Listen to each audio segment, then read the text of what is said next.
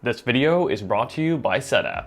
Sometimes it's worth buying the newest version of a product, and other times you're better off buying last year's version at a lower price.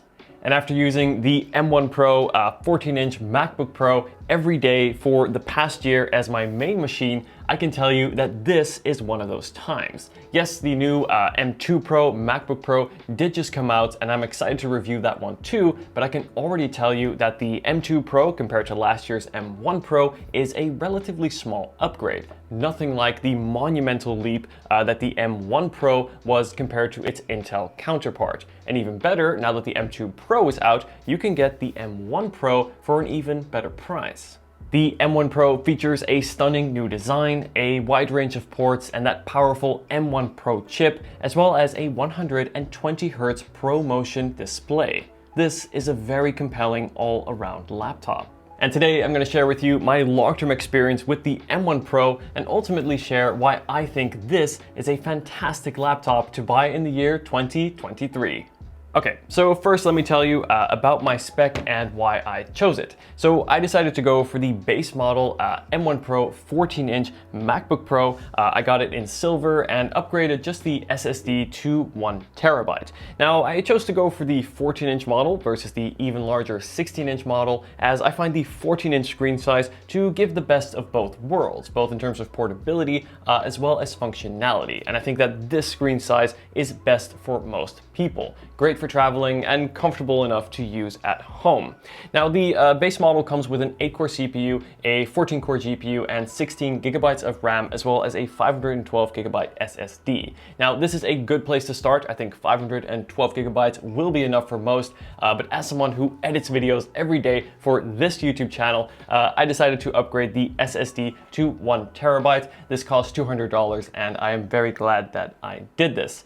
Now, in terms of the color, I decided to go for the silver model. If you've seen any of my previous videos on this computer, you'll know that I did this because the silver model actually holds up better over time when compared to the space gray model. Now, I've previously had a space gray MacBook Pros and found that over time, by the palm rest areas, you kind of get a bit of color fade from rapid use or repeated use with your palms, and this is something that won't happen on the silver model, as the silver color is much closer to the natural color of the aluminum. So the silver model here has held up perfectly, and if you're worried about long-term durability, I would suggest going for the silver model. Just a quick tip for you guys, if you are enjoying this video so far, be sure to leave a like and subscribe, and thank you for your support. So Apple typically does a major design refresh on their laptops every 4 to 5 years, and the M1 Pro brought a major redesign, and I think this looks really great. In fact, it is the exact same design that we see on the new M2 Pro, and will likely stick around for another 3 to 4 years, so this won't get outdated anytime soon. Now, while this more boxy, squared off design may not be as thin or sleek as some of the previous MacBook Pros, this design is absolutely key to this computer's success, and here's why.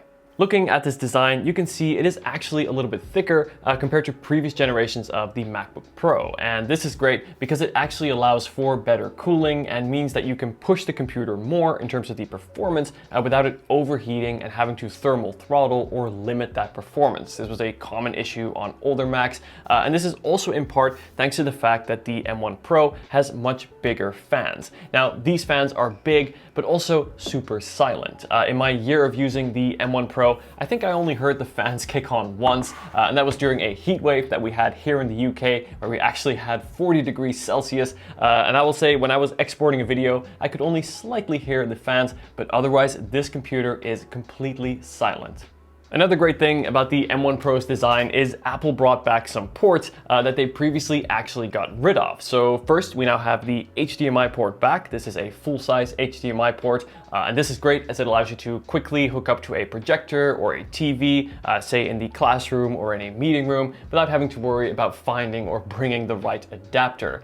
And then next to that, we also have the SD card slot. Now, as a full-time content creator, I love this feature and use it every day. At the same time though, they have also still kept 3 Thunderbolt USB-C ports, which are super versatile and powerful ports, allowing for really fast data transfers and for hooking up to those super high quality displays. Another neat feature is that the headphone port is now upgraded, and this is a high impedance headphone port, meaning it can power those really professional level open ear, for example, headphones. Great for editors, or if you're a music creator, this will be nice to have. Now, another small quality of life improvement, but a feature I am very glad to see back on the M1 Pro is MagSafe. Now, if you don't know, MagSafe is Apple's magnetic charging standard. They had this on their Macs for years, then removed it for USB-C charging, but I'm really glad to see it back, as not only is the cable now braided, which is a nice touch, it will also magnetically connect and then also detach if, say, your kid or your pet struggles or trips over the cable without bringing your entire laptop off the table. I think this port is going to save many Macs over the years, and I'm really glad to see it back on the M1 Pro, and I've enjoyed using it every day. So if you can't tell already, I love the design of the M1 Pro MacBook Pro. To me, a laptop is a tool, and for me, it is great to see Apple prioritize functionality when it comes to designing the laptop, rather than prioritizing thinness, as they've done in previous generations. Also, in terms of durability, the laptop has held up really well. I have no chips, no scratches, or anything like that. Now, I do generally take good care of my Mac, but I do travel with it often for commuting, as well as traveling, using it in airplanes, things like that. And for that, the M1 Pro has held up really well and just feels super sturdy and well made in the hand. I use my M1 Pro MacBook Pro for everything from productivity, content consumption, and content creation. And a tool I've been using every day to help complete these tasks is Setup. This is what Setup looks like when you first open it. You get a clear overview of all the tools available, as well as recommendations. What is especially great about Setup is that for just one app subscription, you get access to all of their premium tools. This means no ads or no free trials and no multiple subscriptions to keep track of. Here is how I use Setup as part of my daily workflow. I run many productivity apps at once, and to organize my windows, I use Mosaic, which lets me instantly arrange windows into fixed positions, nice and organized. And then when I plan a new video, I like to start with a brainstorm. MindNode is a great way to create mind maps and collect separate ideas and connect them in a visual way. And then finally, when I'm editing videos, I use iStat menus to get a clear and detailed overview of all of my system stats, from CPU activity to temperatures and memory, letting me see what's using power in order to maximize my Mac's performance. Overall, I consider Setup to be an essential tool for any Mac user, letting you get more done in less time. To learn more about Setup, be sure to click the links in the description. Now let's talk about the keyboard. The keyboard on the M1 Pro is reliable and overall has been a joy to use. Over the past year, I've had no issues with it whatsoever.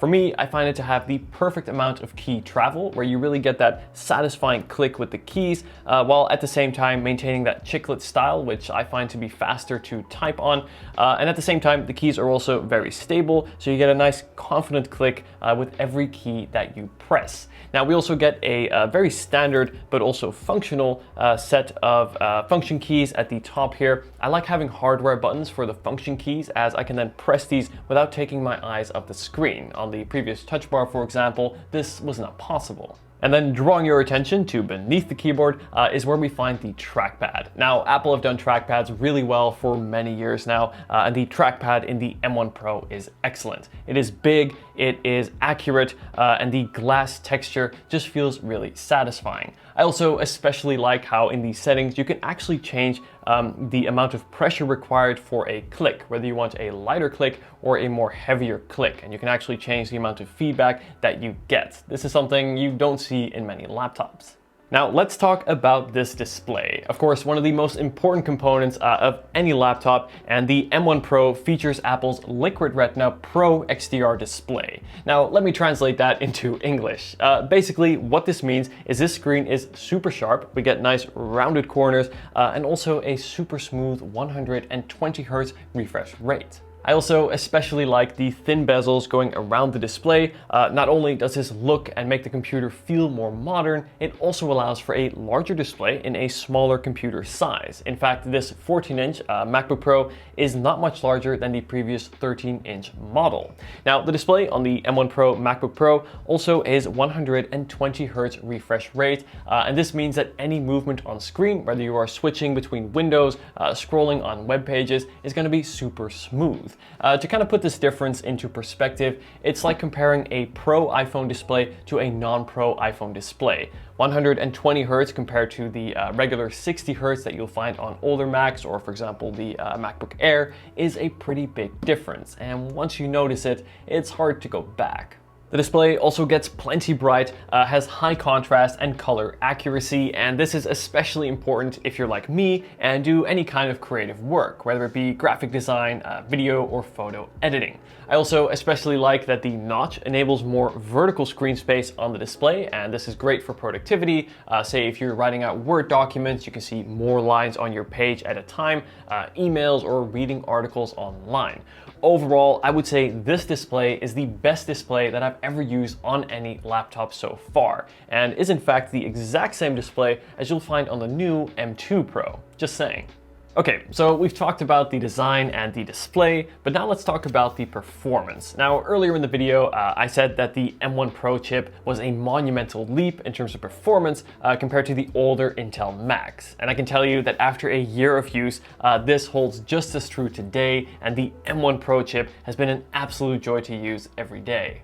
Editing videos every day in Final Cut Pro has been an absolute breeze, whether I am importing footage, adding LUTs, multiple layers to a clip, or exporting. This computer has never really lagged or struggled. In fact, compared to my previous Mac, which was a 15-inch Intel-powered MacBook Pro, I would say that the M1 Pro is just around 3 times as fast when it comes to Final Cut Pro in every way. Again, rendering or exporting, this saves me lots of time every day, and this is something that I really enjoy.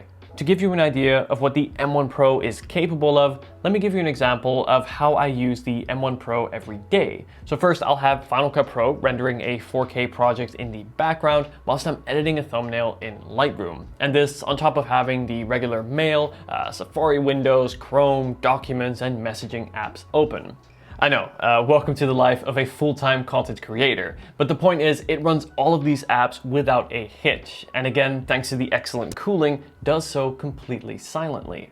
So Apple's processors are clearly powerful, but they're also power efficient. In fact, the battery life on the M1 Pro has also been great. During normal day-to-day mixed productivity use with say around 10 apps open, this computer can easily last me all day with around 8 to 10 hours of screen on time running at max brightness. And if say I am running Final Cut Pro and only editing that 4K video, I can get anywhere from 5 to 7 hours of editing.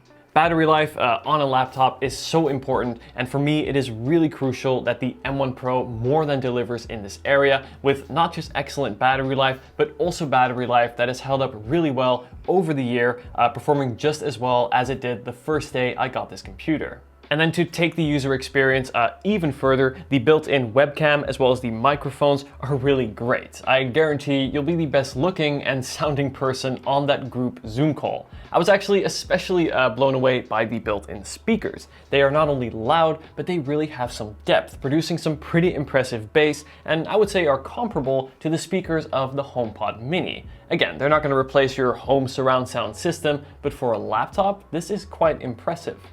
At this point, I like to take a step back and look for any areas of improvement. But after 12 months with the M1 Pro MacBook Pro, I can tell you that none come to mind. And believe me when I say, I tell it like it is. If I like a product like the M1 Pro, I will let you know. And if I think a product is not worth buying, I'll let you know too. Check out my recent iPad 10 review.